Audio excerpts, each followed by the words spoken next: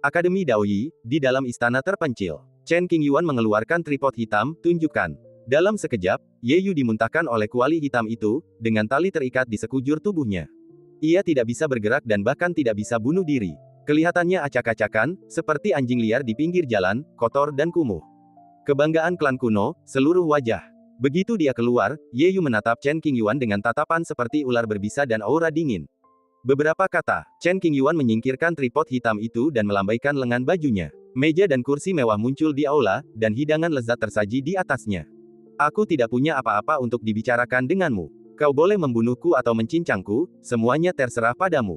Ye Yu kalah, dan ia yakin. Karena tumbuh besar di suku kuno, ia tahu nasib orang yang kalah dan bersiap untuk yang terburuk. Kematian bukanlah masalah besar. Jangan berkelahi dan membunuh terus-menerus. Kedamaian adalah hal terpenting. Begitu dia selesai berbicara, Chen Qingyuan merapal mantra untuk melepaskan tali, sehingga Ye Yu bisa kembali bergerak untuk sementara. Tripod hitam berdiri di satu sisi, dan hukum tak terlihat mengunci Ye Yu untuk memastikan bahwa dia tidak akan bunuh diri. Ini adalah wilayah Akademi Daoyi. Sekalipun Ye Yu memiliki kemampuan luar biasa, ia tidak bisa melarikan diri. Duduklah. Chen Qingyuan duduk lebih dulu, menuangkan 2 gelas anggur, dan tersenyum cerah.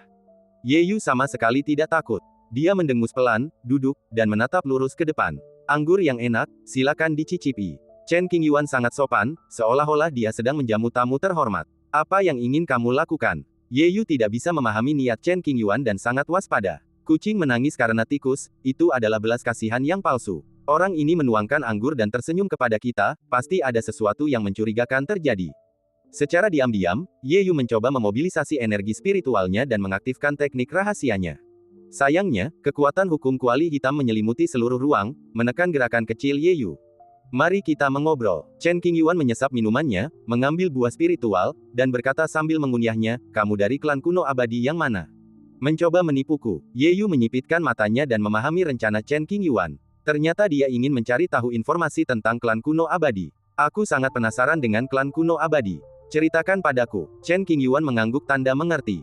Jika aku tidak memberitahumu, apa yang bisa kau lakukan padaku? Ye Yu bertanya ragu-ragu. Menyiksa dan memaksa pengakuan, mencari jiwamu, akan sia-sia. Kedamaian adalah hal terpenting saat kau bepergian. Kita tidak punya perseteruan yang mematikan. Paling-paling, kita hanya bertengkar. Tidak perlu membuat keadaan menjadi terlalu canggung. Jika pencarian jiwa dilakukan secara paksa, garis keturunan klan kuno akan teraktivasi, meninggalkan banyak hal yang tak terlacak. Mungkin mempelajari lebih lanjut tentang klan kuno melalui percakapan dapat memberikan hasil yang lebih baik. Bunuh aku kalau berani. Aku tidak akan membiarkanmu mendapatkan apa yang kau inginkan. Ye Yu sangat arogan dan menolak berkompromi dengan Chen Qingyuan. Kita dapat bertukar informasi sehingga Anda tidak akan mengalami kerugian apapun. Chen Qingyuan memberi saran. Apa yang kau tahu? Ye Yu mendengus, tidak menanggapinya dengan serius. Cek. Dengan bunyi, klik, Chen Qingyuan menjentikkan jarinya.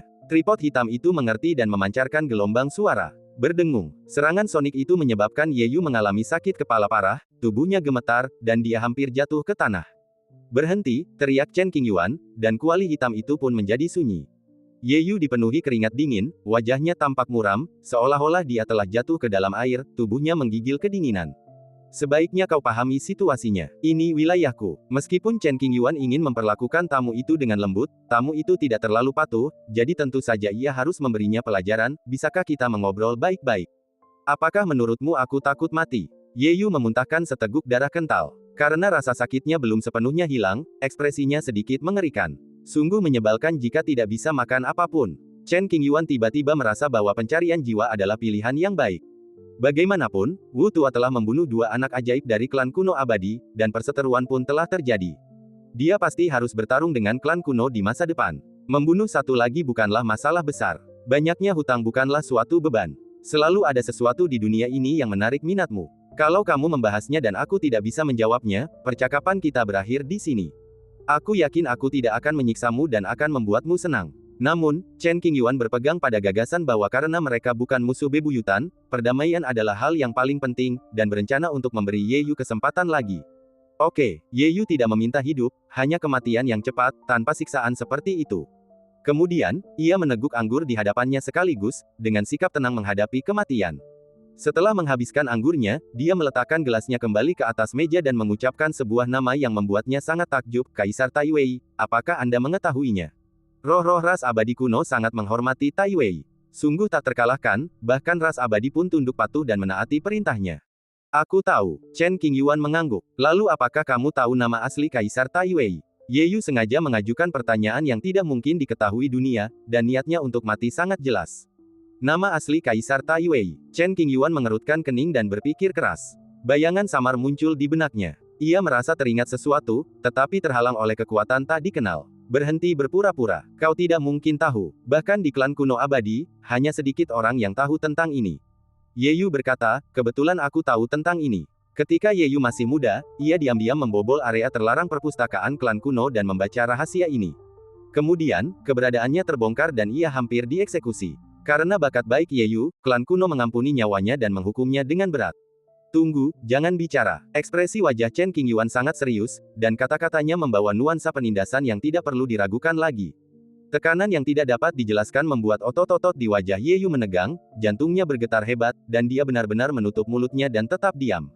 Setelah beberapa saat, Chen Qingyuan tiba-tiba mengangkat kepalanya dan berkata dengan tegas, Su Yunsu. Ledakan. Begitu kata-kata itu terucap, bagaikan sambaran petir, Ye Yu begitu terguncang hingga ia terlonjak, mulutnya terbuka karena terkejut, dan merasa sangat ngeri. Bagaimana dia tahu? Ini tidak mungkin. Nama asli Kaisar Agung Tai Wei telah dihapus oleh kekuatan tertinggi. Hanya metode rahasia khusus klan kuno yang dapat mengukirnya secara diam-diam dan melestarikannya secara rahasia.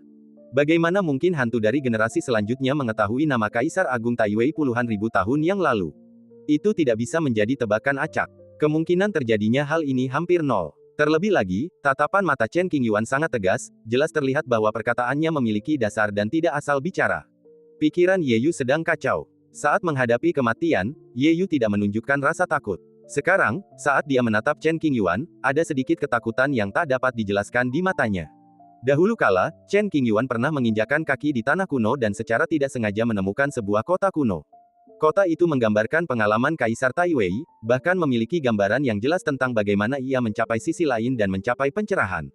Itulah bimbingan wasiat Kaisar Tai Wei, yang memungkinkan Chen Qingyuan menghindari beberapa jalan memutar dalam kehidupan ini dan dengan jelas mengidentifikasi arah ke sisi lain. Namun, karena kultivasi Chen Qingyuan masih dangkal saat itu, hukum Tai Wei menyembunyikan pengalamannya di kota kuno selama periode itu.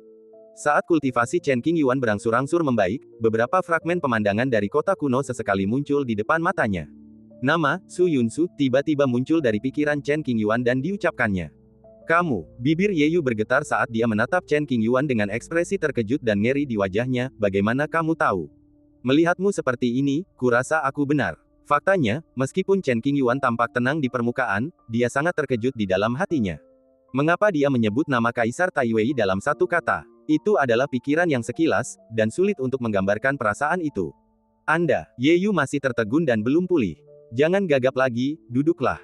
Chen Qingyuan memberi isyarat, sekarang giliranku bertanya, dari klan abadi kuno mana kamu berasal?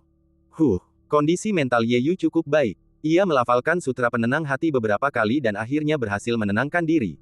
Ia duduk kembali di posisi semula dengan gerakan kaku dan menjawab dengan suara serak, klan roh api kuno. Ketertarikan Ye Yu pada Chen Qingyuan melonjak. Saat ini, ia sudah tidak ingin mati lagi. Ia tidak peduli jika ia membicarakan hal-hal yang bukan inti dari klan kuno. Berapa banyak suku kuno abadi yang masih ada di tanah lama? Chen Qingyuan mengingatnya secara diam-diam dan bertanya. Seharusnya aku yang bertanya padamu. Ye Yu menenangkan diri dan menatapnya. Baiklah, kamu tanya dulu. Chen Qingyuan tidak terburu-buru. Kaisar Tai Wei dikabarkan memiliki keturunan yang masih hidup. Seberapa banyak yang Anda ketahui tentang ini? Ye Yu telah mengagumi Kaisar Tai Wei yang legendaris sejak ia masih kecil, jika tidak, ia tidak akan mempertaruhkan nyawanya dan hampir dieksekusi oleh keluarganya untuk menjelajahi jejak sejarah Kaisar Tai Wei. Jika tidak terjadi apa-apa yang tidak diharapkan, rumor ini seharusnya benar. Chen Qingyuan menegaskan, bukti apa yang kau punya? Napas Ye Yu menjadi cepat dan dia bertanya dengan mendesak. Kamu belum menjawab pertanyaanku, kata Chen Qingyuan. Ada 17 kekuatan abadi di tanah lama. Ye Yu menjawab dengan jujur dan memberi isyarat dengan matanya, berharap Chen Qingyuan akan segera memberikan bukti.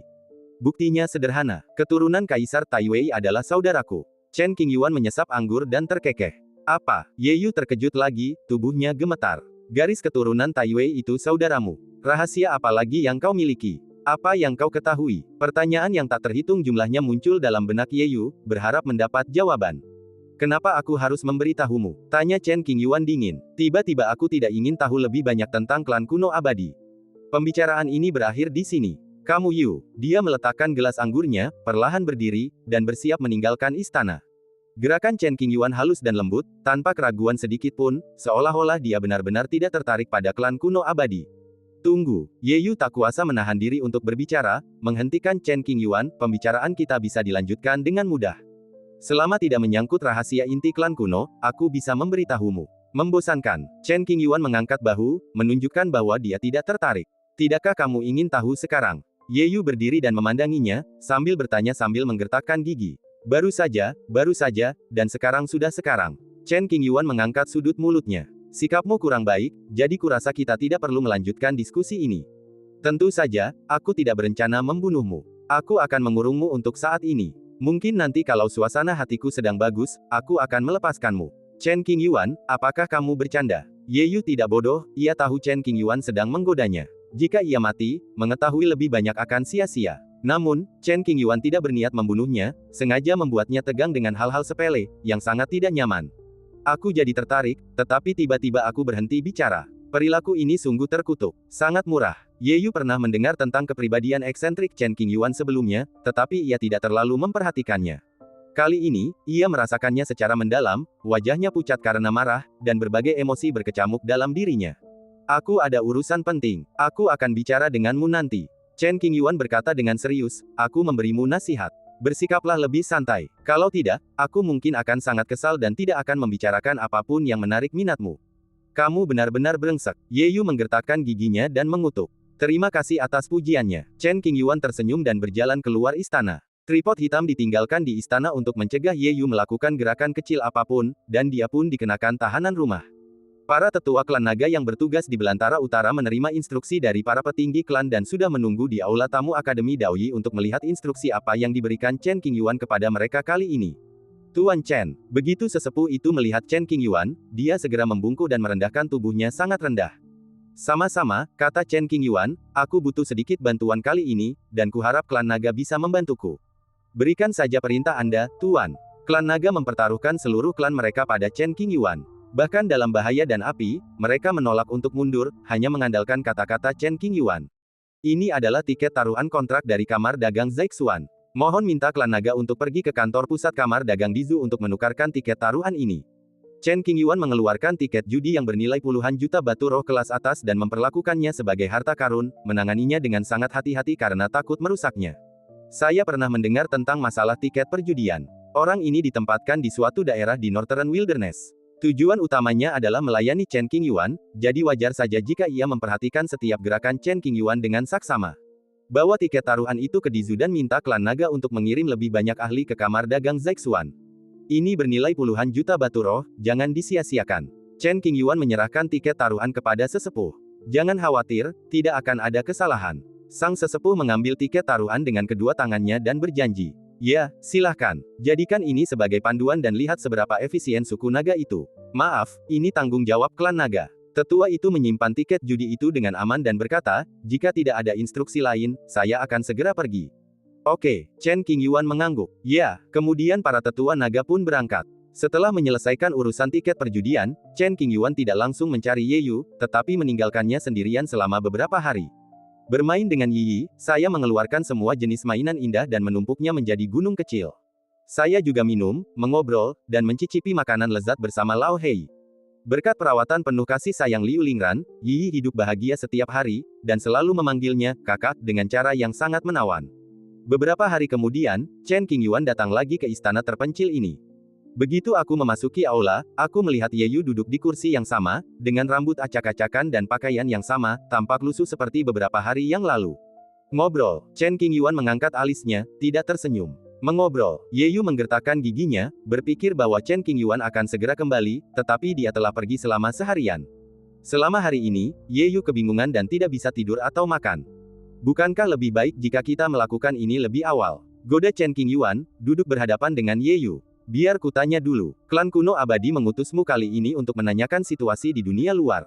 Kapan kau akan kembali melapor? Kapan para penguasa klan kuno akan memasuki dunia? Kira-kira 30 tahun lagi, kita harus melaporkan situasinya, jawab Ye Yu. Tanah kuno memiliki hukum waktu yang sangat kompleks, dan klan kuno abadi terjebak di ujung tanah kuno. Jika kita ingin melarikan diri, kita harus meminta para pemimpin klan bertindak pada waktu yang disepakati dan memaksa jalan itu terbuka. Menghitung waktu, Ye Yu dan para jenius lainnya dari klan kuno telah memasuki negara itu selama lebih dari 10 tahun. Begitukah? Chen Qingyuan teringat kejadian ini, dengan kata lain, para penguasa klan kuno tidak bisa keluar.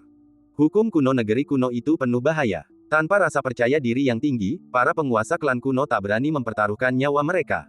Dilihat dari situasi saat ini, kemajuan tak akan terjadi setidaknya selama 300 tahun. Ditekan oleh hukum Black Cauldron, Ye Yu mengatakan kebenaran dan tidak berbohong.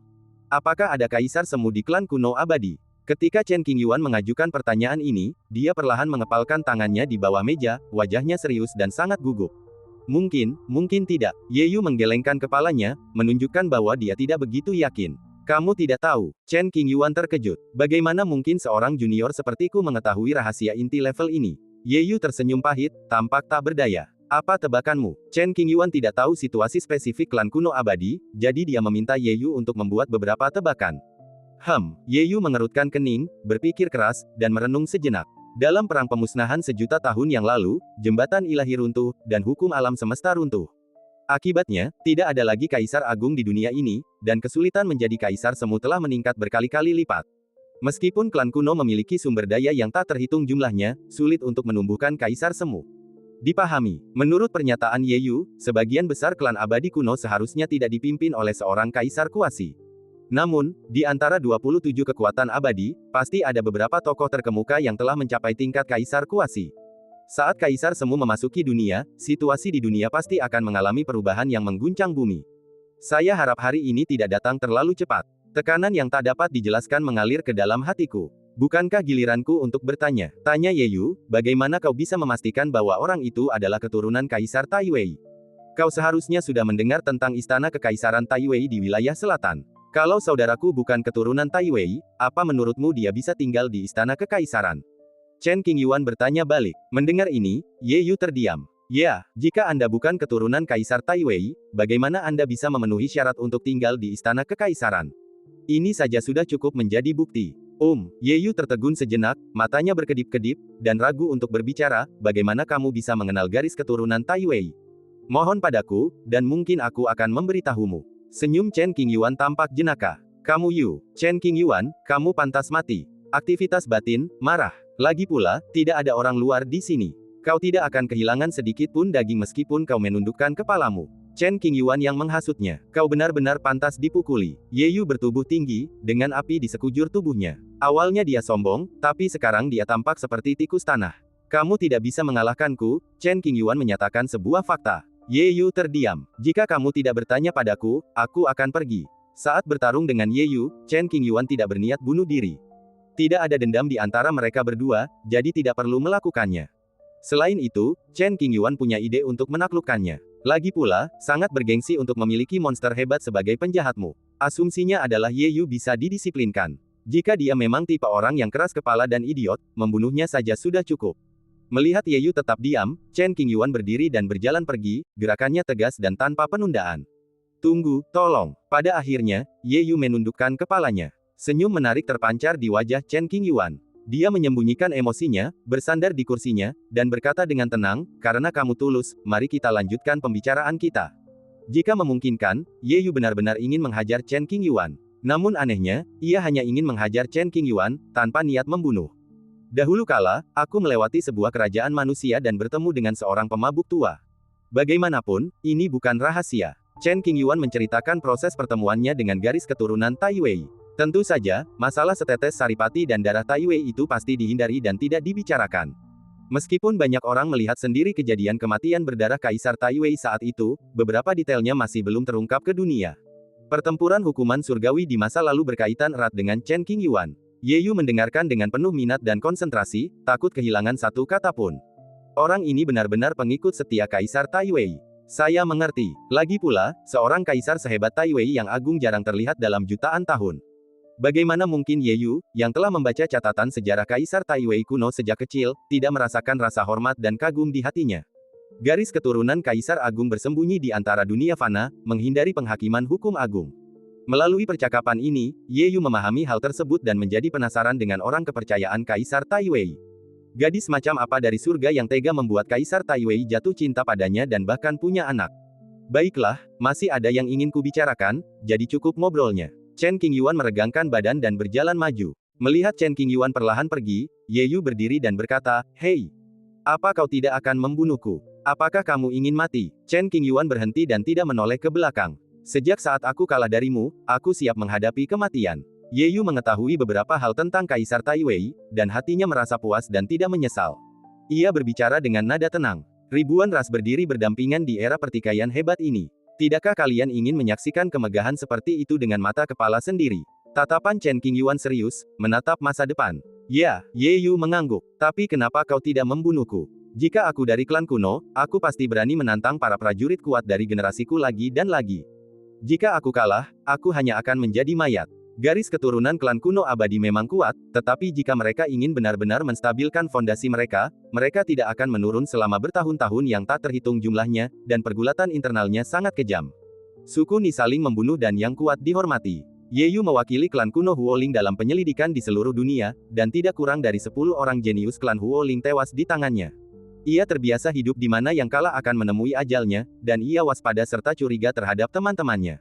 Ia tidak punya satupun teman sejati, dan satu-satunya harapannya adalah menjadi lebih kuat. "Ikuti aku akan menunjukkan dunia kepadamu dengan jelas, dan membuat hidupmu di bumi berharga." Entah kenapa, Chen Qingyuan tiba-tiba teringat kalimat ini dan mengucapkannya begitu saja. Melalui pintu istana yang terbuka, Anda dapat melihat ke dalam awan. Dalam keadaan tak sadarkan diri, gambaran yang kabur muncul di depan mataku. Sepertinya saya pernah mengatakan hal yang sama kepada seseorang dahulu kala. Apakah orang-orang itu teman lama dari masa lalu? Mata Chen Qingyuan tak kuasa menahan diri untuk memerah, dan dia merasakan sakit yang tak dapat dijelaskan di hatinya, seperti tertusuk jarum, tenggorokannya terasa sakit, dan segala macam emosi bergejolak di tubuhnya. Mendengar ini, tubuh Ye Yu bergetar hebat. Waktu seakan membeku saat ini. Ye Yu menatap punggung Chen Qingyuan, merasakan perubahan dan kesepian yang tak berujung, bagaikan seorang pengembara kesepian yang melawan arus waktu yang panjang. Ilusi yang tiba-tiba ini membuat Ye Yu tertegun sejenak. "Izinkan aku mengikutimu." Ye Yu yang tersadar kembali, mencibir, "Meskipun kau sangat kuat, membiarkanku mengikutimu hanyalah angan-angan belaka." Kebanggaan kuno yang terpendam dalam jiwanya membuat Ye Yu sulit untuk merendahkan dirinya.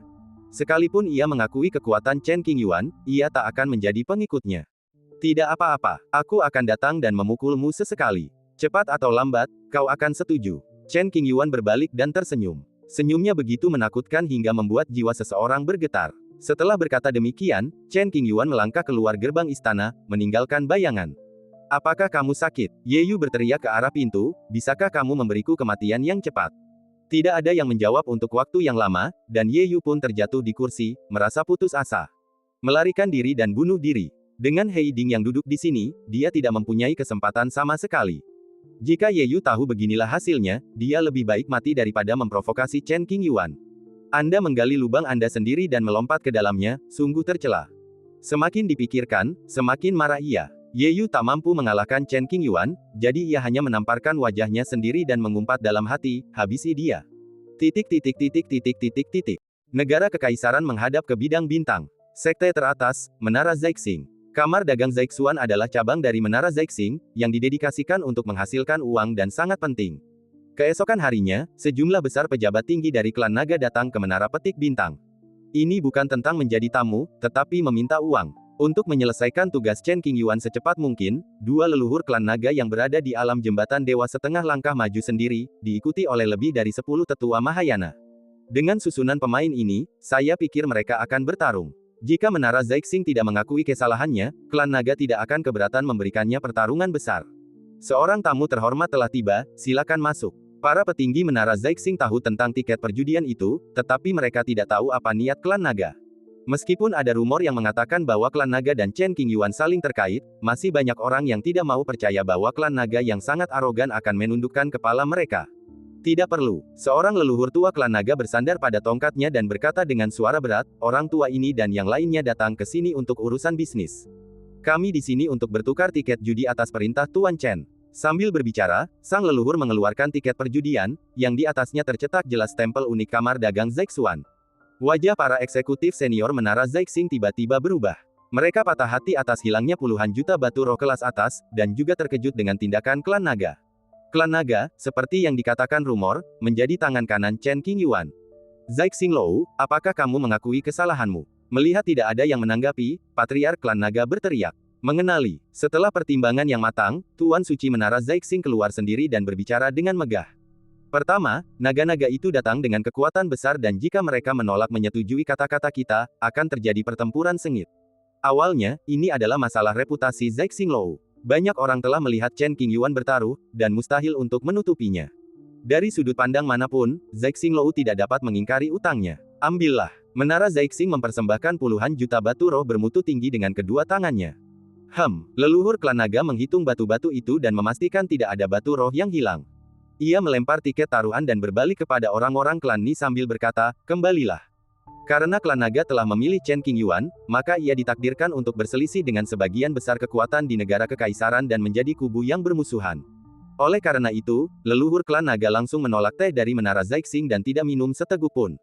Dengan kurangnya rasa hormat seperti itu, Menara Zai Xing tidak berdaya. Klan naga lihai benar-benar tunduk pada Chen Qingyuan dan menundukkan kepala mereka yang sombong. Sungguh luar biasa. Peristiwa pertukaran tiket judi itu tidak bisa disembunyikan dari para pejabat berwenang, dan segera menimbulkan keributan. Hilangnya puluhan juta batu roh berkualitas tinggi setara dengan 1/10 aset Menara Petik Bintang.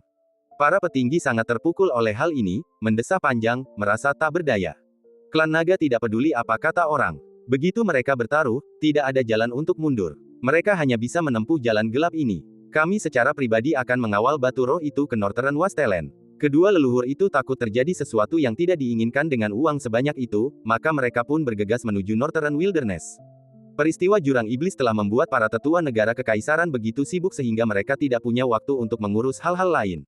Pisau yang jatuh dari langit akhirnya mengenai para tetua ini, dan mereka akhirnya merasakan sakit dan penyesalan.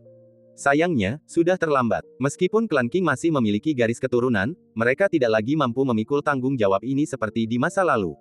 Dunia ini pasti akan mengalami baptisan darah. Meskipun banyak orang akan mati dan itu sangat kejam, itu tidak dapat dihindari. Semakin banyak pembudidaya jahat, menghisap darah manusia dan melakukan segala macam kejahatan. Situasi kacau telah terbentuk. Beberapa wilayah di dunia kini menjadi tanah iblis, dipenuhi energi iblis dan tak lagi layak huni. Mengembalikan tanah iblis ke kejayaannya akan membutuhkan biaya yang sangat besar, dan tak seorang pun manusia tua bersedia melakukannya, sehingga mereka terpaksa meninggalkannya. Bei Huang, Akademi Daoyi. Chen Qingyuan datang ke aula samping hampir setiap hari. Begitu masuk, ia langsung menghajar Ye Yu tanpa sepatah kata pun. Setelah mengalahkannya, dia menepuk lengan bajunya dan pergi dengan gaya. Setelah lebih dari 10 hari, Ye Yu akhirnya tidak dapat menahan diri dan tanpa sadar mengeluarkan tantangan, jika kau berani, langgar larangan dan mari bertarung sampai mati. Baiklah, aku akan memuaskanmu. Tanpa berkata sepatah kata pun, Chen Qingyuan meminta tripod hitam untuk melepaskan tekanan pada Ye Yu. Jika Ye Yu mengambil kesempatan untuk bunuh diri, He Yiding akan segera menghentikannya. Faktanya, Ye Yu menyesalinya saat dia menyebutkan pertempuran dengan Si Ping. Sederhana saja, Anda tidak bisa menang. Ledakan. Pertempuran ini menghancurkan beberapa istana Akademi Daoyi. Chen Qingyuan menghajar Ye Yu, merebut cincin sumi milik Ye Yu, dan memaksanya membuka pembatas cincin itu. Ia mengeluarkan sepotong batu spiritual dari dalamnya dan berkata, kau merusak begitu banyak barang, kau harus membayarnya. Setelah itu, dia mengembalikan cincin Sumeru kepada Ye Yu. Seorang pria sejati mencintai uang, tetapi ia mendapatkannya dengan cara yang benar. Selain membayar kompensasi yang sama untuk barang-barang yang rusak, Chen Qingyuan tidak mengambil batu roh tambahan. Kau merusak semuanya, itu bukan urusanku. Wajah Ye Yu memar dan bengkak, dan dia tidak memiliki sikap luar biasa seperti seorang jenius dari klan kuno. Kalau kau tidak menantangku, bagaimana ini bisa terjadi? Chen Qingyuan berkata dengan serius, semuanya ada sebab dan akibatnya. Karena kau yang memulainya, kau harus menanggung akibatnya. Kau sungguh orang yang tidak tahu malu. Ye Yu belum pernah melihat seseorang seperti Chen Qingyuan sebelumnya, matanya penuh dengan kebencian, dan dia menggertakkan giginya. Aku bisa lebih tak tahu malu lagi. Mau lihat? Chen Qingyuan tersenyum lembut. Kamu Yu, ngomong-ngomong, kamu harus membayar semua minuman dan buah rohani yang kuberikan selama ini. Kalau aku menghajarmu, ingat untuk membayar semua yang rusak. Chen Qingyuan teringat sesuatu dan berbalik dan berkata. Menanggapi hal ini, mulut Ye Yu berkedut, dan dia merasa ingin menangis tetapi tidak ada air mata. Istirahatlah yang cukup, aku akan kembali menghajarmu besok. Saat aku melangkah keluar istana, terdengar suara samar dari belakang. Mendengar ini, tubuh Ye Yu gemetar, rambutnya berdiri tegak, dan dia merasa tidak punya keinginan untuk hidup. Pada hari itu, klan naga datang. Chen Qingyuan harus diperlakukan dengan baik dan disuguhi teh terbaik. Begitu Chen Qingyuan melangkah ke ruang tamu, semua orang naga berdiri. Bahkan kedua leluhur yang sangat dihormati itu tidak berani bersikap angkuh dan berdiri untuk menunjukkan niat baik mereka. Silakan duduk, semuanya. Jangan malu-malu. Cepat dan suruh seseorang menyajikan teh. Jangan abaikan tamu terhormat dari klan naga. Setelah menyesap 2 teguk teh, seorang leluhur tua klan naga melangkah maju dan menyerahkan beberapa cincin sumi berkualitas tinggi. Saya berterima kasih atas kepercayaan Tuan Chen. Mohon diterima. Terima kasih, senior. Meskipun suku naga itu tunduk, Chen Qingyuan tahu batasnya dan memberi mereka wajah, membungkuk untuk mengungkapkan rasa terima kasihnya. Sama-sama, Tuan. Mendengar gelar yang penuh hormat itu, wajah sang leluhur naga memperlihatkan sedikit lebih banyak senyum. Dia mengambil cincin sumi. Tidak ada batasan apapun, jadi Chen Qingyuan bisa langsung masuk dan memeriksanya menggunakan indera spiritualnya. Tidak masalah jika Anda tidak melihatnya, tetapi Anda akan terkejut saat melihatnya. Nilai total semua batu roh bukanlah 10 juta, tetapi 20 juta. Ekspresinya tiba-tiba berubah, tidak dapat menyembunyikan keterkejutannya. Senior, Anda pasti salah. Chen Qingyuan segera mendongak, tiket taruhannya hanya berisi 10 juta batu roh kelas atas, mengapa di sini nilainya 2 kali lipat? Mungkinkah menara Zhaixing memberi terlalu banyak? Mustahil. Chen Qingyuan segera membantah kemungkinan ini. 10 juta adalah kompensasi untuk tiket judi di menara Zhaixing, dan 10 juta lainnya adalah tanda terima kasih dari klan naga. Leluhur klan naga menjelaskan, karena klan naga telah memutuskan untuk teguh bersama Tuan Chen, Anda bebas mengambil semua sumber daya dan harta karun. Ini, aku akan menyimpannya tanpa malu-malu. Jika Anda memasukkan daging berlemak ke dalam mulut Anda, tidak ada alasan untuk tidak memakannya. Keputusan ini pasti dibuat oleh putri tertua klan naga. Sekarang, ketika Lao Hei menyukai seorang wanita, dia benar-benar unik. Aset keluarga Chen Qingyuan saat ini sekitar 60 juta batu roh kelas atas, yang setara dengan lebih dari separuh aset keluarga para petinggi. Dia sangat kaya, itu tidak akan pernah bisa dihabiskan. Itu tidak akan pernah bisa dihabiskan. Dengan mempertimbangkan batu roh, Chen Qingyuan secara pribadi menghibur para anggota tingkat tinggi klan naga kali ini selama beberapa jam, mengobrol dan tertawa. Saat malam bertambah gelap, para naga mengucapkan selamat tinggal. Chen Qingyuan berjalan cepat dan datang ke aula samping lagi. Dia sedang dalam suasana hati yang lebih baik saat itu, jadi dia menggunakan lebih sedikit kekuatan saat memukul Ye Yu. Ye Yu terbaring di tanah, tubuhnya dipenuhi kerikil. Meskipun baru saja dipukuli, ia masih belum terbiasa. Matanya dipenuhi kebencian, seperti seorang janda yang ditinggalkan sendirian di rumah kosong. Ambil dan makanlah. Sama-sama. Di sampingnya, Chen Qingyuan melemparkan 2 juta batu roh kelas atas ke dalam kuali hitam, dengan sangat murah hati. Begitu banyak batu roh yang cukup untuk membuat kuali hitam menghabiskan banyak energi. Hei Ding merasa tersanjung dan sedikit gemetar untuk mengungkapkan rasa terima kasihnya. Ye Yu yang berdiri di samping tercengang. Dari mana asal kuali hitam ini? Bagaimana mungkin kuali itu bisa menampung begitu banyak batu roh? Prajurit suci tingkat atas biasa pasti akan terguncang oleh besarnya energi spiritual. Hei, sudah memutuskan. Perkataan Chen Qingyuan membuyarkan lamunan Ye Yu. Ye Yu berdiri, tubuhnya gemetar, tetapi dia masih berkata dengan keras kepala, kau ingin aku mengikutimu. Bermimpilah. Baiklah, aku akan menghajarmu sebentar. Jadi, Chen Qingyuan mulai memukuli Ye Yu lagi. Setelah pertarungan, dia berbalik dan pergi, mengabaikan Ye Yu yang terbaring di lubang yang dalam dengan putus asa. Chen Qingyuan sangat curiga bahwa Ye Yu memiliki kecenderungan masokis. Kehidupan sehari-harinya sangat memuaskan. Ia bermain dengan Yi Yi, sesekali bermeditasi selama beberapa jam, dan pergi ke aula samping untuk menghajar orang-orang di waktu luangnya. Seiring berjalannya waktu, bagian dalam Akademi Daoyi terasa damai, tetapi bagian luarnya menjadi semakin kacau. Sekitar setengah jam kemudian, Chen Qingyuan mengambil alih suatu tugas. Istana Baiyan, di samping danau yang jernih. Menguasai. Chen Qingyuan membungkuk pada Yu Chenqi. Sebagian besar wilayah bintang Mocang telah diserbu oleh pikiran-pikiran jahat. Jumlah kultivator jahat telah meningkat drastis, dan banyak nyawa telah melayang. Kau akan memimpin tim bersama sekelompok murid dan pergi ke sana untuk menyelamatkan sebanyak mungkin orang tak berdosa. Begitu Yu Chenqi mendengar berita itu, dia langsung menelepon Chen Qingyuan dengan ekspresi serius. Wilayah bintang Mocang adalah daerah terpencil di hutan belantara utara. Meskipun terdapat banyak kultivator di sana, tidak ada master yang menjaganya, sehingga sangat rentan terhadap invasi kultivator jahat. Tujuan pengiriman Chen Qingyuan kali ini adalah, pertama, agar para pengikut sekte memperoleh sedikit pengalaman, dan kedua, untuk memecahkan masalah dan berusaha sebaik mungkin menyelamatkan makhluk fana. Di tempat terpencil, kekuatan para pembudidaya iblis tidak begitu kuat, dan kemampuan Chen Qingyuan sudah cukup untuk mengendalikan situasi. Beberapa tetua dari Akademi Yi melakukan perjalanan bersama ke daerah makmur di Northern Wilderness untuk membahas masalah penting dalam menangani pikiran jahat dengan sekte setempat. Pendek kata, urusan di Demon Abyss telah menjadi sangat sulit, dan rakyat biasalah yang menderita. Ya, Chen Qingyuan menerima pesanan tersebut. Jika Anda menghadapi masalah yang tidak dapat Anda selesaikan, selalu utamakan keselamatan Anda sendiri.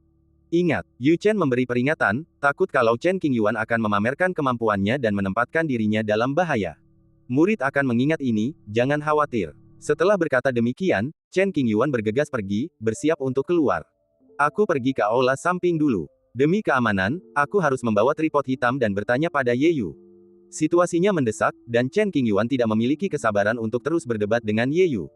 Kalau kali ini kamu tidak setuju, biarkan saja. Mengenai pembunuhan itu, saya tidak punya ide. Saat saya memukulinya semakin keras, saya mulai merasa sedikit emosional dan tidak tega melepaskannya.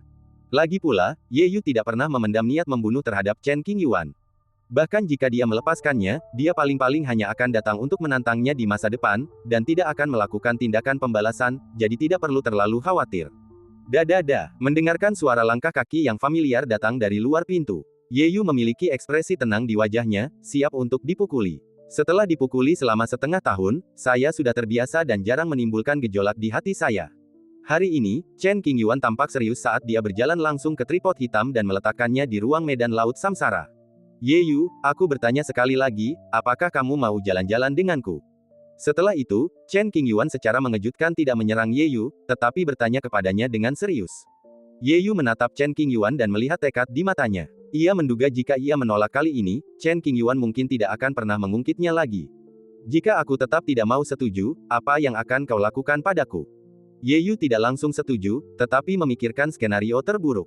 Biarkan kau pergi, kata Chen Qingyuan dengan serius. Kita musuh. Kau mau melepaskanku? Apa kau tidak takut aku akan membalas dendam padamu nanti?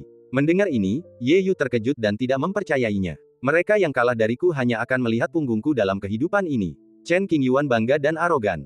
Jika orang lain, Ye Yu pasti akan mengejeknya. Namun, setelah menghabiskan beberapa waktu bersamanya, Ye Yu tahu bahwa Chen Qingyuan memang pantas mengatakan ini. Bahkan Ye Yu berpikir sulit untuk membandingkan banyak putra suci klan kuno abadi dengan Chen Qingyuan. Dia terdiam cukup lama, perasaannya amat rumit. Melihat Ye Yu tidak berbicara, Chen Qingyuan kehilangan kesabaran dan berbalik. Ia lalu berkata dengan suara dingin, sebentar lagi seseorang akan datang dan mengusirmu. Jangan jadi musuhku lagi. Kalau tidak, jangan salahkan aku karena bersikap kejam. Melihat Chen Qingyuan yang berangsur-angsur menjauh, punggungnya memanjang dan hampir menghilang dari pandangan. Jantung Ye Yu bergetar tak jelas. Dia memiliki ilusi yang tak terlukiskan bahwa jika dia tidak mengikuti jejak Chen Qingyuan kali ini, dia akan menyesalinya di masa depan. Ditambah dengan pesona pribadi Chen Qingyuan yang unik, Ye Yu merasa sulit untuk membencinya. Lagi pula, aku merasa tidak nyaman jika tidak dipukuli sehari saja. Tunggu sebentar. Ye Yu panik dan berkata tanpa pikir panjang. Apalagi, Chen Qingyuan berdiri di gerbang kuil, telah melangkah dengan kaki kirinya, dan membelakangi kaisar. Aku akan pergi bersamamu. Ye Yu mengepalkan tangannya, menggertakkan giginya, menyingkirkan kesombongan yang dimilikinya sejak kecil, dan membuat keputusan yang akan membuatnya bangga di masa depan. Kau harus berpikir jernih. Begitu kau mengikutiku, jika kau berani mengkhianatiku, kau akan mati tanpa tempat pemakaman. Bahkan klan kuno abadi pun tak bisa menyelamatkan nyawamu. Beberapa hal harus diperjelas terlebih dahulu. Di jalur kultivasi ini, seseorang akan selalu menghadapi berbagai masalah kecil yang membosankan. Chen Qingyuan tidak ingin melakukan semuanya sendiri, jadi tentu saja ia harus memilih beberapa pengikut yang berkualitas. Memunculkan seorang jenius klan kuno yang tinggi dan kuat seperti Ye Yu tidak hanya mendatangkan kehormatan, tetapi juga memungkinkannya bertarung.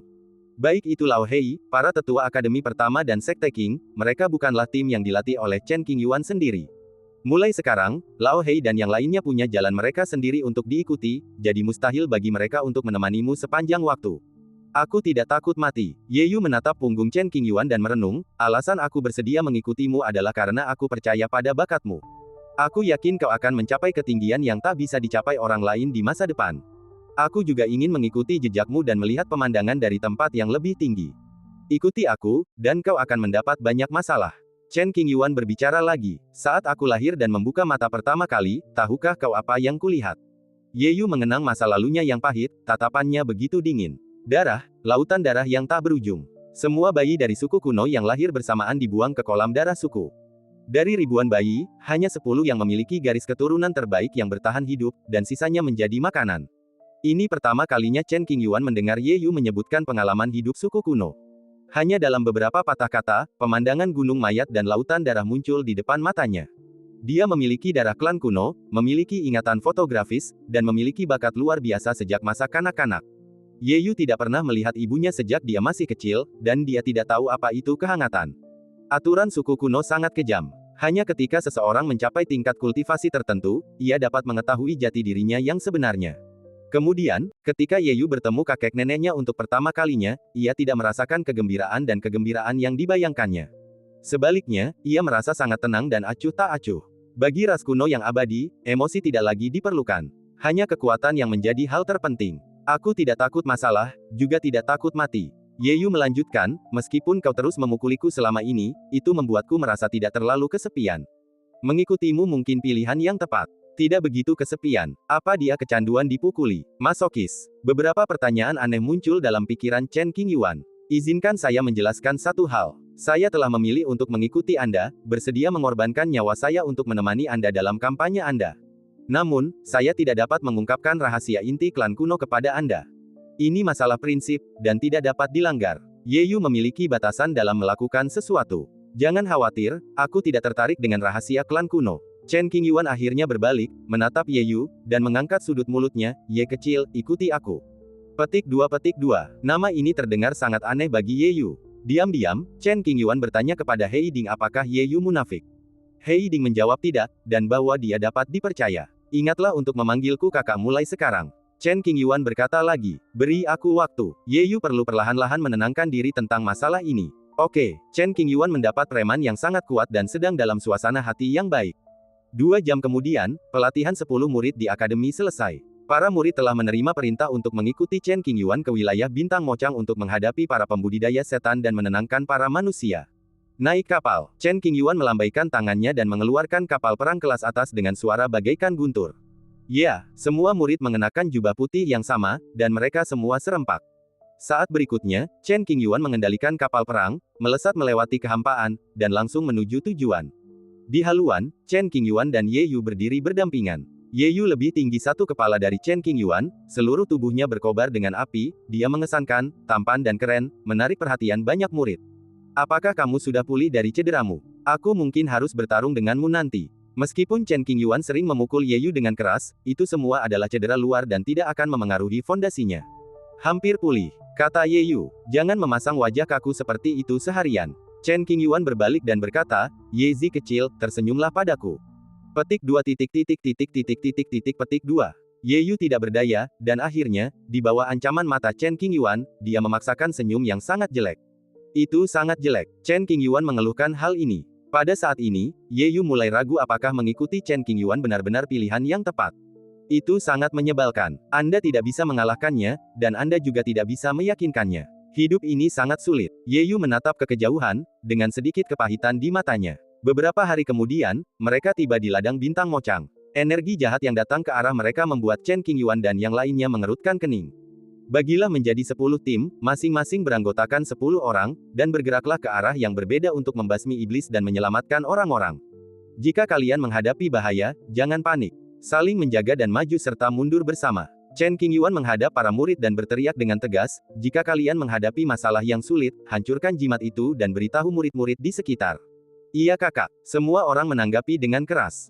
Segera, Chen Qingyuan memilih kapten masing-masing tim kecil dan mengatur area yang akan dituju masing-masing tim murid.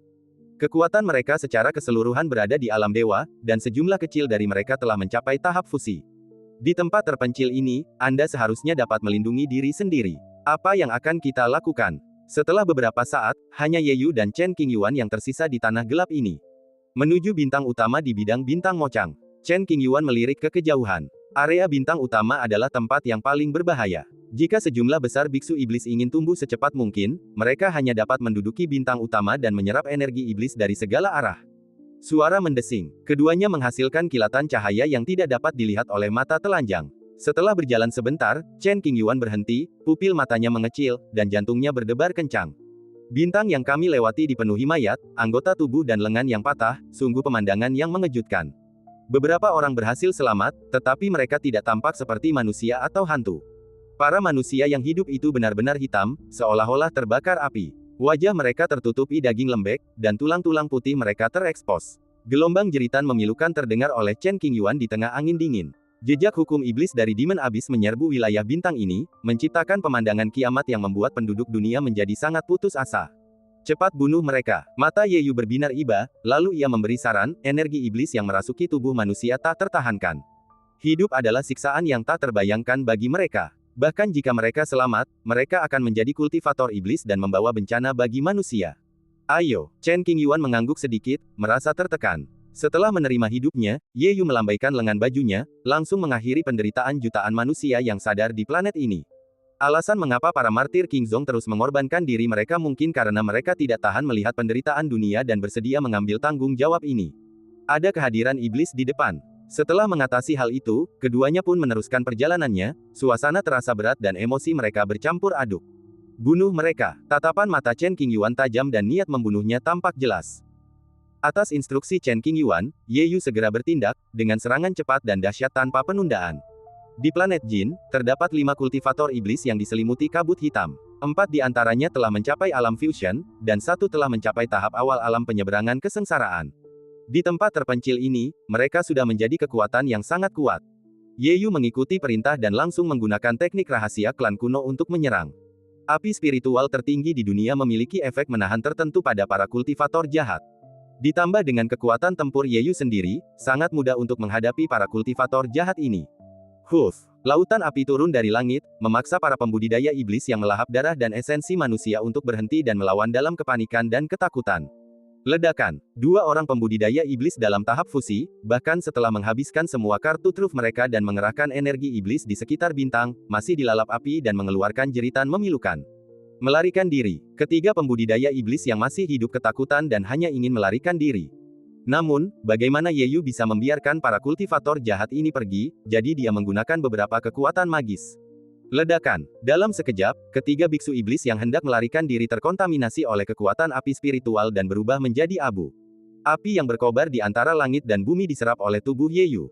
Suhu tiba-tiba turun, energi iblis melonjak, dan rasa dingin menusuk tulang. Setelah menyelesaikan ini, Yeyu meninggalkan sisi Chen Qingyuan dan tetap diam. Setiap sudut bintang Jin di bidang bintang Mochang dipenuhi dengan mayat. Di satu tempat, terdapat lebih dari 100.000 anak yang dimumikan dengan wajah-wajah mengerikan. Mereka pasti telah mengalami penyiksaan yang tidak manusiawi di masa lalu mereka. Melihat pemandangan ini, hati Chen Qingyuan menegang, tatapan matanya menjadi dalam, dan dia membuka mulutnya, tetapi tidak bisa mengatakan sepatah kata pun. Biar aku saja. Yeyu mengajukan diri. Chen Qingyuan mengangguk sedikit. Meskipun pertikaian internal dalam klan kuno abadi sangat brutal, Yeyu masih mempertahankan prinsip kultivasinya, dia bisa bersikap kejam terhadap para kultivator, bertarung dengan sengit dan masing-masing mengandalkan kekuatannya sendiri. Namun, Yeyu tidak pernah menindas orang biasa dan tidak segan-segan melakukan hal seperti itu.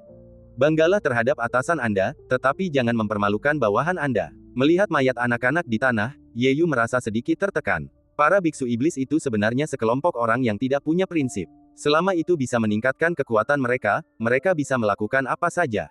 Setelah memastikan tidak ada orang yang hidup di planet ini, Yeyu melambaikan tangan kanannya, dan api spiritual 9 api melonjak, langsung menyelimuti seluruh planet dan membakar semua mayat. Orang-orang sudah mati dan tidak bisa dihancurkan oleh para kultivator jahat. Mari kita ajak mereka dalam perjalanan terakhir mereka. Carilah tempat lain. Chen Qingyuan dan Yeyu tidak tinggal di sini, tetapi beralih ke bintang-bintang terdekat. Asal kau bertemu dengan kultivator iblis, tak perlu ragu, langsung saja bunuh dia. Setelah 3 bulan penuh, Chen Qingyuan dan yang lainnya akhirnya membersihkan wilayah bintang Mochang. 10 murid yang menemaninya menderita luka-luka dengan tingkat keparahan yang berbeda-beda. Untungnya, tidak ada yang mengalami luka serius dan dapat pulih dengan istirahat. Setelah pelatihan ini, ratusan murid menjadi jauh lebih dewasa, dan sifat kekanak-kanakan di wajah mereka sedikit berkurang. Masih banyak roh yang hidup di bintang-bintang tepi bidang bintang Mochang. Dalam beberapa bulan berikutnya, Chen Qingyuan mengatur agar para pengikut akademi membawa roh-roh fana ini ke daerah yang aman dan memulai kembali hidup mereka. Pemandangan kapal perang dan kereta perang yang berlalu lalang di lautan bintang sungguh spektakuler. Setelah keluar selama setengah jam, hubungan itu berakhir. Chen Qingyuan memimpin kelompok murid ini kembali untuk melapor. Akademi Daoyi, Istana Baiyan. Yu Chenran, mengenakan kain, duduk di danau, menyeruput teh dan memancing. Chen Qingyuan melangkah di permukaan danau, berjalan perlahan ke depan, dan membungkuk, "Guru." Kemudian, dia melaporkan semua yang terjadi dalam setengah jam terakhir. Aduh, Yu Chenran mendesah pelan, danau di bawah kakinya dipenuhi ikan-ikan cerdas. Ada banyak sekali wilayah bintang, dan terlalu banyak situasi serupa untuk ditangani. Ini hanyalah konsekuensi dari melonggarnya segel jurang iblis. Jika jurang iblis meletus sepenuhnya, Chen Qingyuan tidak berani berpikir terlalu banyak dan ragu untuk berbicara. Inilah sebabnya para leluhur Sekte Qing rela pergi ke jurang iblis dan mati, mengorbankan diri demi keadilan. Mereka mengagumkan dan tak tertandingi. Para tetua Sekte Qing tahu bahwa orang-orang terburu-buru, jadi karena tempat-tempat suci utama di negara kekaisaran tidak mau membantu, mereka tidak memaksa mereka. Karena jika beberapa orang tidak mau mengerahkan segenap hati dan jiwa mereka untuk memperkuat formasi, konsekuensinya akan tak terbayangkan. Yu Chenran telah mengagumi warisan wasiat King Zong sejak dia masih kecil, bertahun-tahun yang lalu, meskipun dia tidak mengetahui bakat Chen Qingyuan, dia bersedia melakukan yang terbaik untuk melindunginya, hanya untuk menjaga garis keturunan King Zong tidak terputus. Saya punya ide, Chen Qingyuan berkata dengan suara yang dalam. Tidak ada orang luar di sini, katakan saja apa yang ingin kau katakan. Yu Chenran menundukkan kepalanya dan menatap ikan di danau di bawahnya, memegang cangkir teh di tangan kirinya dan pancing di tangan kanannya. Memancing tanpa umpan dan kail. Itu hanya seutas benang tipis transparan, bergoyang mengikuti riak-riak di danau. Dengan menggunakan bintang-bintang utama sebagai pusat formasi dan hamparan bintang yang luas sebagai fondasinya, kita akan membangun formasi yang dapat mencakup wilayah tak terbatas untuk mencegah masuknya pikiran jahat. Kemudian, kita akan memindahkan semua makhluk hidup di luar formasi ke dalamnya untuk melawan segala macam masalah yang disebabkan oleh jurang iblis. Chen Qingyuan mengatakan apa yang ada dalam pikirannya. Mendengar ini, tangan kiri Yu Chenran yang memegang cangkir teh sedikit bergetar, dan kelopak matanya berkedut beberapa kali. Tiba-tiba, dia menoleh dan menatapku dengan tatapan rumit di matanya. Qingyuan, idemu memang tidak salah, tapi tahukah kau betapa sulitnya membangun formasi yang mengguncang dunia setingkat ini? Gunakan medan bintang sebagai basis formasi untuk membangun formasi yang dapat menekan dunia. Bahkan jika semua master formasi teratas di alam semesta datang, mereka tetap tidak akan mampu melakukan ini. Meskipun ide ini agak absurd, setidaknya kita harus mencobanya. Jika memang tidak berhasil, kita bisa mengurangi area yang ditutupi formasi tersebut dan membangun beberapa formasi yang lebih besar. Kata-kata Chen Qingyuan bukanlah impulsif, melainkan hasil pertimbangan yang matang. Ia berkata dengan serius, berdasarkan situasi saat ini, jurang iblis akan meletus cepat atau lambat. Kita harus bersiap menghadapi kemungkinan terburuk dan siap menghadapi tantangan. Jika kita menunggu sampai bencana datang untuk menemukan solusi, waktunya tidak akan cukup. Kita perlu mengambil tindakan pencegahan sebelumnya. Bagaimana mungkin kita tidak tahu ini? Yu Chenran berhenti memancing dan meletakkan pancingnya. Ia berdiri dan menatap Chen Qingyuan dengan tatapan tajam. Meskipun Akademi Daoyi memiliki pengaruh yang sangat besar di alam liar utara, mustahil bagi mereka untuk mengoordinasikan situasi secara keseluruhan dan mendapatkan kerjasama penuh dari tempat-tempat suci dan sekte-sekte di berbagai wilayah alam liar utara. Chen Qingyuan menatap mentornya dan mendengarkan dengan tenang. Selama ada bagian kecil dari sekte yang salah, tata letak yang Anda sebutkan tidak akan mungkin diselesaikan. Yu Chenran melanjutkan, para petinggi akademi tentu saja mempertimbangkan gagasan untuk menerapkan formasi bertahan, tetapi gagasan itu dengan cepat ditolak. Hal paling rumit di dunia adalah hati manusia. Untuk membangun barisan pertahanan yang masif, setiap simpul harus sempurna dan harus sepenuhnya mematuhi perintah. Meskipun Akademi Daoyi kuat, ia tidak dapat mengendalikan sekte-sekte besar. Pemimpin sekte tersebut tampak penuh hormat di permukaan, tetapi ketika harus bekerja keras, ia sering berpura-pura patuh dan melakukan segala sesuatunya dengan asal-asalan. Situasi ini pasti terjadi. Itu tidak ada hubungannya dengan kekuatan, itu adalah sifat manusia. Masa-masa yang luar biasa membutuhkan tindakan-tindakan yang luar biasa. Chen Qingyuan tampaknya telah memikirkan solusi untuk masalah ini sejak lama, dan wajahnya tanpa ekspresi. Langkah-langkah luar biasa. Yu Chenran menyipitkan matanya dan bertanya, apa pendapatmu? Katakan padaku, selama sekte-sekte teratas di Northern Wilderness sepenuhnya patuh, semua masalah akan mudah diselesaikan. Chen Qingyuan berkata dengan nada dingin, dekan akan maju sendiri dan meminta para leluhur dan orang suci dari setiap sekte besar untuk memberikan seuntai segel jiwa. Jika mereka menolak untuk patuh, mereka bisa dilenyapkan hanya dengan satu pikiran, atau hidup mereka akan lebih buruk daripada kematian. Qingyuan, idemu ini tidak bijaksana. Jangan sampai menimbulkan masalah batin. Wajah Yu Chenran tiba-tiba berubah, dan dia dengan cepat mengulurkan jari telunjuknya dan mengarahkannya ke tengah alis Chen Qingyuan untuk melihat apakah Chen Qingyuan dirasuki oleh pikiran jahat. Untungnya, hati Taoisme Chen Qingyuan jernih dan tidak dapat dihancurkan. Jadi, Yu Chenran menarik jari telunjuknya dan menghela napas lega. Guru, semua makhluk hidup itu bodoh dan hanya peduli pada kepentingan mereka sendiri. Hanya dengan tindakan tegas kita dapat menyempurnakan formasi ini. Chen Qingyuan tidak berniat untuk memperhatikan pecahnya jurang iblis dan membiarkannya berkembang. Sekte Qing sudah cukup banyak melakukan sesuatu dan tidak perlu mengkhawatirkannya lagi. Akan tetapi, saat Chen Qingyuan menyaksikan nasib manusia dengan mata kepalanya sendiri, dia tidak sanggup melihatnya dan merasa iba. Jika kita benar-benar mengikuti saranmu, Akademi Daoyi pasti akan diserang oleh semua kultivator di dunia. Yu Chenran mengerutkan kening. Melihat ke seberang Northern Wasteland, apakah ada yang bisa mengalahkan dekan? Chen Qingyuan bertanya. Yu Chenran merenung sejenak lalu menggelengkan kepalanya, mungkin tidak. Itu saja, kata Chen Qingyuan, dengan berdirinya akademi ini, mengapa kita harus takut akan penindasan sekte Northern Wilderness? Meskipun begitu, gaya tindakan ini agak radikal. Yu Chenran merenung. Saya hanya memberi saran. Apakah akan melanjutkan dengan cara ini atau tidak, sepenuhnya terserah para petinggi akademi. Kekuatan adalah raja. Jika Chen Qingyuan memiliki kemampuan untuk mendominasi dunia, siapapun yang berani bermuka dua akan langsung dibunuh. Saya akan memberi tahu dekan dan yang lainnya tentang pemikiran Anda. Jika mereka benar-benar ingin menciptakan formasi untuk melawan pikiran iblis, Akademi Daoyi harus mengkonsolidasikan kekuatan alam liar utara. Selama periode ini, banyak sekte pasti akan berselisih, dan banyak darah akan tertumpah. Baik, muridku, aku permisi dulu. Chen Qingyuan membungkuk dan berbalik. Dia kembali ke halaman rumahnya dan berbaring di atas hamparan es. Dengan mata terpejam, saya tidak dapat berhenti mengingat kejadian tragis kiamat itu. Setelah melafalkan teknik meditasi itu beberapa kali dalam hati, emosiku berangsur-angsur menjadi tenang. Aku sudah mengumpulkan cukup banyak, saatnya untuk mengasingkan diri.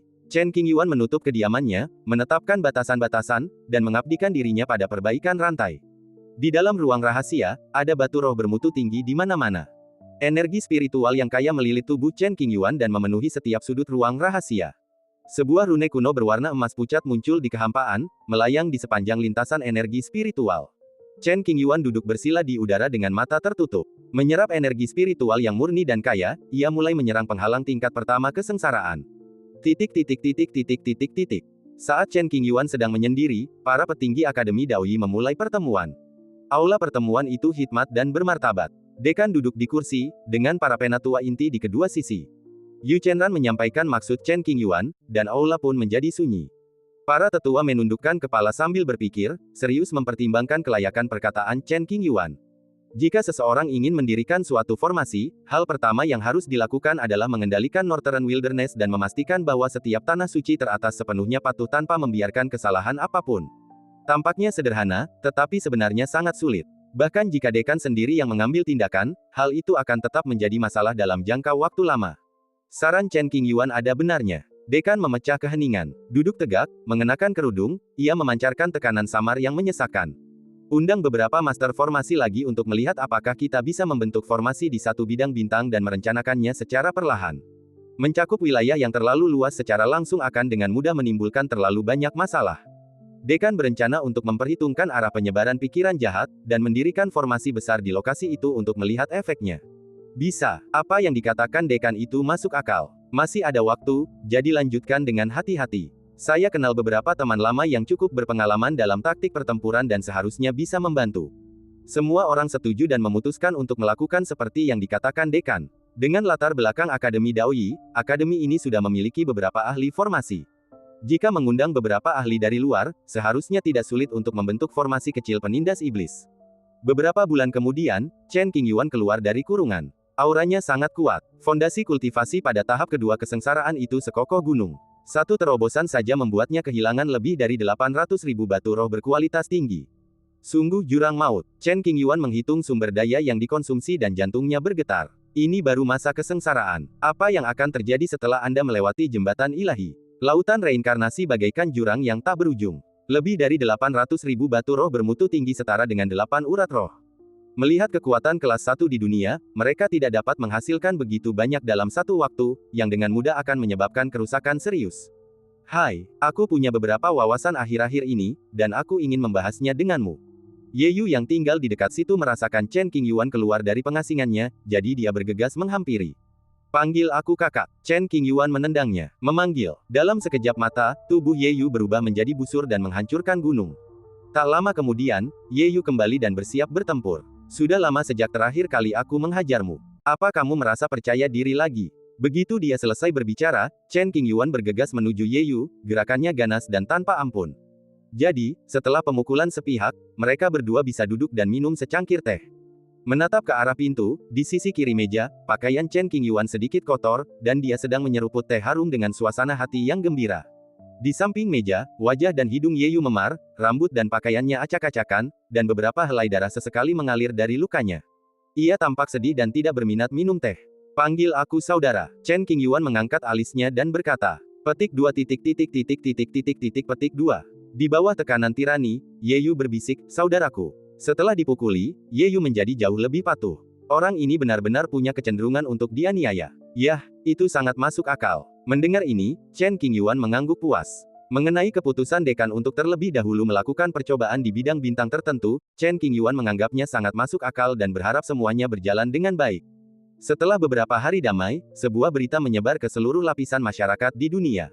Informasi tentang klan kuno abadi telah terungkap ke dunia. Setelah membaca berita ini, mata Chen Qingyuan terfokus pada satu titik dan dia bergumam. Yeyu segera memeriksanya dan ekspresinya berubah menjadi sangat serius. Informasinya sederhana, seorang jenius dari klan kuno bertindak gegabah, yang membuat seorang lelaki tua tidak bahagia. Jadi, orang tua di tahap Mahayana akhir mengambil tindakan untuk menekannya dan melibatkan beberapa hal dari klan kuno abadi. Karena pencarian jiwa yang dipaksakan oleh ayahnya, tanda klan kuno sang jenius itu terpicu. Demi memastikan inti klan kuno tidak bocor, ia pun mati di tempat. Wudaoya dalam kesulitan kali ini. Orang tua yang menyerang kejeniusan klan kuno berasal dari tebing Wudao, kekuatan tertinggi di negara kekaisaran. Ada banyak orang yang hadir pada saat itu, dan urusan klan kuno sulit disembunyikan, dan menyebar ke seluruh bagian dunia dengan kecepatan yang sangat cepat. Sesuatu tampaknya telah terjadi di istana kekaisaran Taiwei di wilayah selatan. Isi dari slip giok informasi lainnya semakin mengejutkan Chen Qingyuan, dan pupil matanya mengerut. Ada laporan bahwa istana kekaisaran Taiwei telah bergeser dan menuju ke arah tertentu. Ketika kejadian ini terjadi, seluruh dunia terkejut. Banyak sekali lelaki tua yang terbangun karena terkejut dan bergegas menghampiri, mengira penghalang istana kekaisaran telah mengendur, dan siap bertarung untuk merebut harta karun istana kekaisaran. Di langit berbintang yang sunyi dan dingin itu, kereta-kereta perang kuno yang tak terhitung jumlahnya melayang-layang. Aura mengerikan berfluktuasi dari waktu ke waktu, memicu badai dahsyat, menyebabkan banyak bintang berguncang dan tatanan menjadi tidak stabil.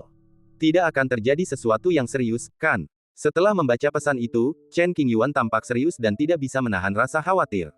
Kakak, bagaimana kalau kita ke sana dan melihatnya? Yeyu sudah lama mendengar kabar bahwa istana kekaisaran Taiwei telah muncul di dunia, tetapi ia belum pernah melihatnya dengan mata kepala sendiri, dan ia sangat ingin pergi.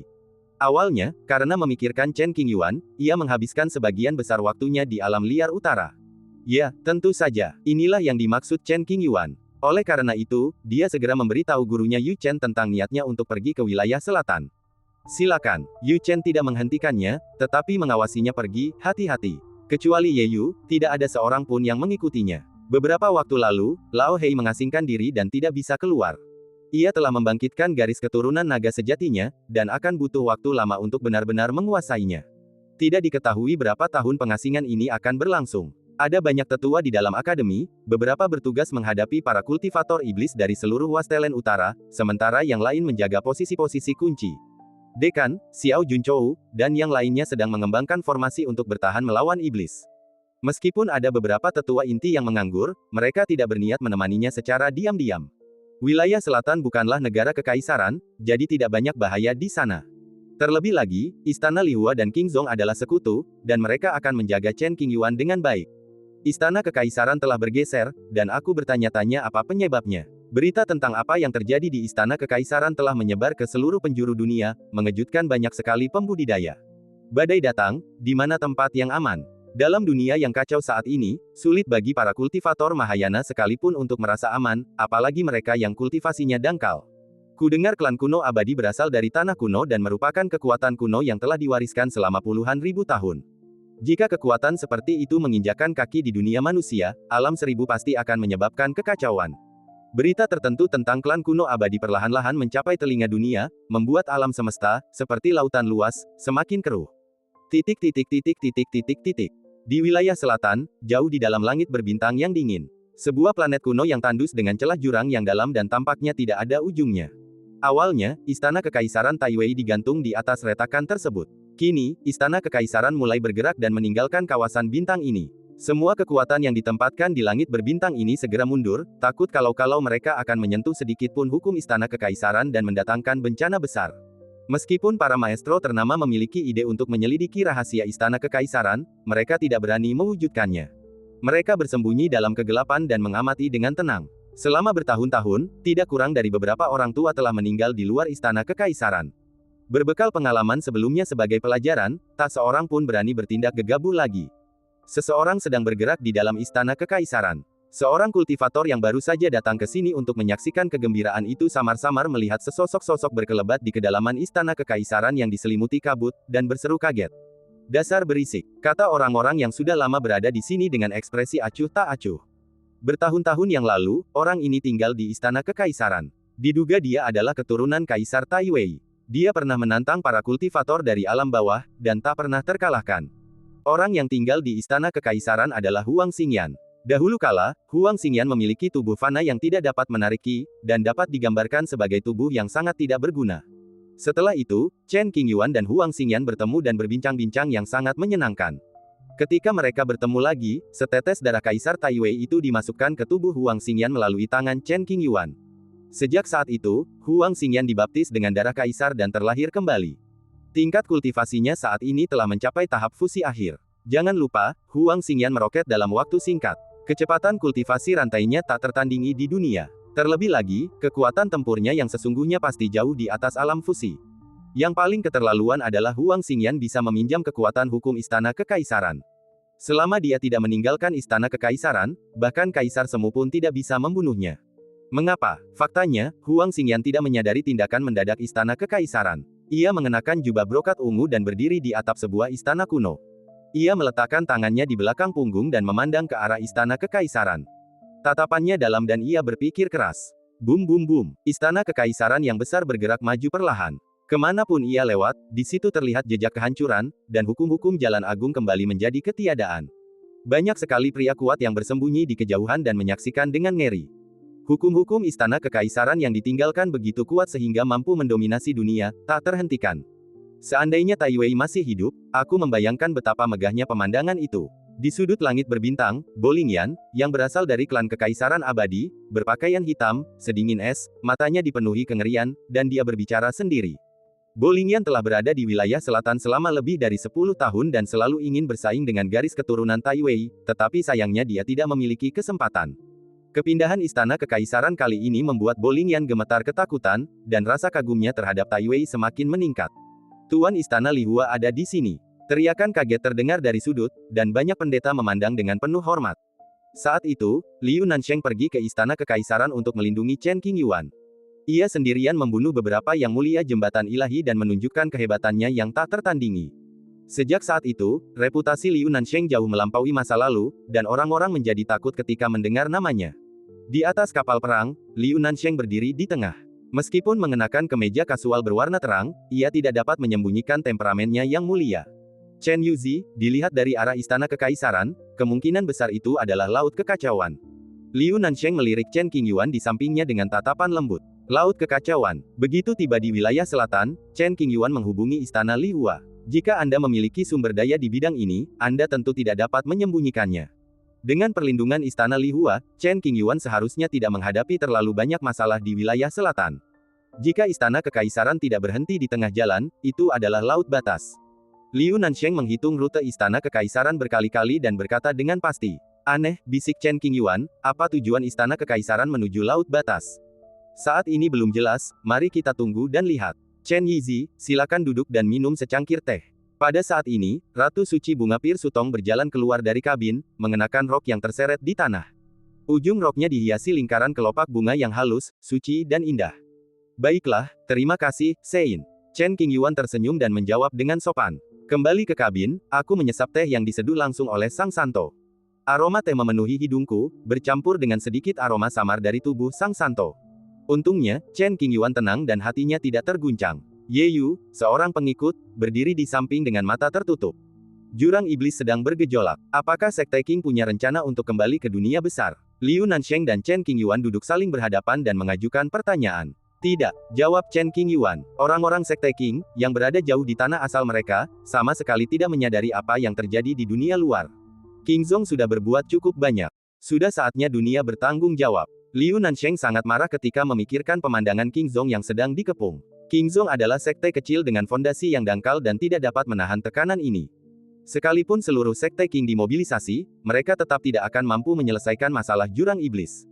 Chen Qingyuan tidak berniat memberi tahu Sekte Qing tentang masalah ini dan membiarkannya berjalan apa adanya.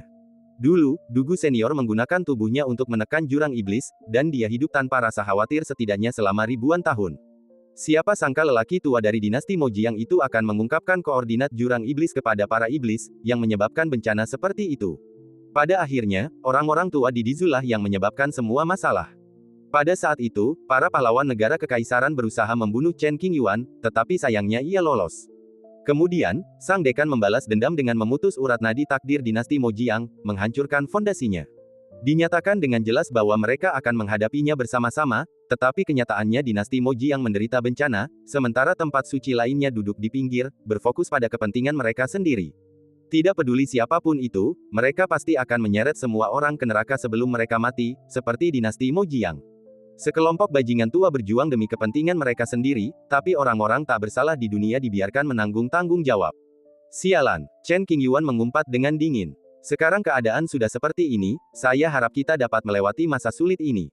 Jurang iblis terus berubah, dan tak seorang pun bisa menghentikannya. Liu Nansheng tak bisa mengurus banyak hal lain, dan hanya bisa berusaha sekuat tenaga melindungi area di sekitar istana Li Hua. Chen Qingyuan menyeruput tehnya dengan tatapan mata yang dalam. Ruangan itu tiba-tiba hening. Liu Nansheng melirik Ye Yu dengan tenang, yang berdiri di sampingnya, dan bertanya, pemuda ini tampak asing. Apakah Tuan Chen tahu latar belakangnya? Aku tahu. Chen Qingyuan mengangguk. Saya mendengar kabar gembira baru-baru ini. Konon, beberapa ras kuno hidup jauh di dalam tanah leluhur. Warisan mereka sangat panjang dan latar belakang mereka tak terduga. Liu Nansheng berspekulasi, mungkinkah orang ini anggota suku kuno? Senior, penglihatan Anda benar. Rahasia klan kuno abadi telah terungkap ke dunia luar dan bukan lagi rahasia. Chen Qingyuan mengakuinya tanpa menyembunyikannya. Istana Li Hua dan King Zong adalah sekutu dan dapat dipercaya. Selama tidak menyangkut rahasia inti mereka sendiri, tidak ada yang tidak bisa mereka katakan. Anda sangat tertarik dengan klan kuno abadi. Bisakah Tuan Chen memberi saya beberapa petunjuk? Liu Nansheng tidak memperlakukan Chen Qingyuan sebagai junior biasa. Ia memberinya cukup muka dan berbicara kepadanya dengan hormat.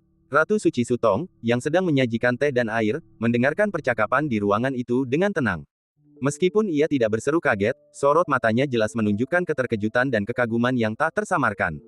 Keajaiban klan kuno benar-benar menjadi pengikut Chen Qingyuan. Sungguh menakjubkan. Sang Santa, yang selalu sedingin es, tak kuasa menahan diri untuk tidak melirik profil Chen Qingyuan beberapa kali, diam-diam mengamatinya dari sudut matanya. Ye tua, bisakah kau berbicara? Chen Qingyuan menoleh ke arah Ye Yu yang berdiri di belakangnya, menatapnya dengan hormat dan bertanya. Apapun, meskipun tubuh Ye Yu terbakar, dia memiliki kepribadian yang tenang dan mengangguk setuju. Kemudian, Chen Qingyuan menceritakan apa yang diketahuinya tentang suku kuno tersebut. 27 klan kuno abadi. Klan kuno roh api. Liu Nansheng mendengarkan dengan sangat saksama, mengingat setiap kata dalam hatinya, dan memandang Ye Yu dari waktu ke waktu, mungkin karena struktur tubuh dan kekuatan darah klan abadi kuno. Setelah mengobrol, minumlah teh untuk membasahi tenggorokan Anda. Chen Qingyuan bersandar ringan di kursi dan memandang melalui jendela ke arah istana kekaisaran yang bergerak di kejauhan, merasa tertekan. Beberapa hari kemudian, Chen Qingyuan dan Ye Yu berdiri berdampingan di sisi kiri haluan. Karena tidak ada orang di sekitar, Ye Yu berbisik, wanita suci istana Lixi sering mencuri pandang padamu. Apa dia tertarik padamu? Jangan bicara omong kosong. Chen Qingyuan menatap Ye Yu dengan tajam dan memperingatkan. Saya tidak mengarang cerita, saya mengatakan kebenaran. Ye Yu mendengus pelan. Diam. Di kapal perang istana Liang, Chen Qingyuan tidak bisa menyerang Ye Yu. Jika dia merusak sesuatu, dia harus membayar ganti rugi. Meskipun dia bisa membujuk Ye Yu untuk membayar kompensasi nanti, hal itu akan memengaruhi citra pribadinya dan tidaklah pantas. Saudaraku, aku mengobrol dengan seorang murid dari istana Lixi kemarin dan jadi mengenalmu lebih baik. Ye Yu sangat penasaran dengan masa lalu Chen Qingyuan. Dengan penampilannya yang tampan dan temperamennya yang acuh tak acuh, ia dapat dengan mudah membuat sekelompok murid perempuan tersenyum dan mengobrol dengan tulus. Kudengar kau pernah dicampakkan oleh seorang wanita sebelumnya. Ketika mengatakan ini, sudut mulut Ye Yu naik sedikit, dengan sedikit kesan menggoda. Celepuk. Dalam sekejap mata, tubuh Ye Yu seperti bola, menghancurkan tepi kapal perang dan terbang ke lautan bintang. Para pengikut istana Lixi terkejut oleh pemandangan ini dan wajah mereka menjadi pucat. Sesaat kemudian, Ye Yu kembali dengan selamat, pakaiannya hanya sedikit kotor. Terbiasa dipukuli, ia tetap tenang, kau bertindak, membuktikan ini nyata, bukan palsu. Membosankan. Ekspresi Chen Qingyuan acuh tak acuh. Wanita macam apa yang bahkan tidak kau sukai? Ye Yu sangat penasaran dengan gosip masa lalu Chen Qingyuan, dan bersedia berbicara dengan berani meskipun menghadapi risiko dipukuli.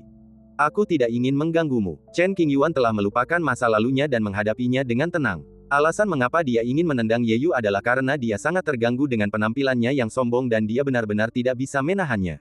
Konon, meskipun Anda memiliki bakat beberapa abad yang lalu, bakat itu tidak sehebat sekarang.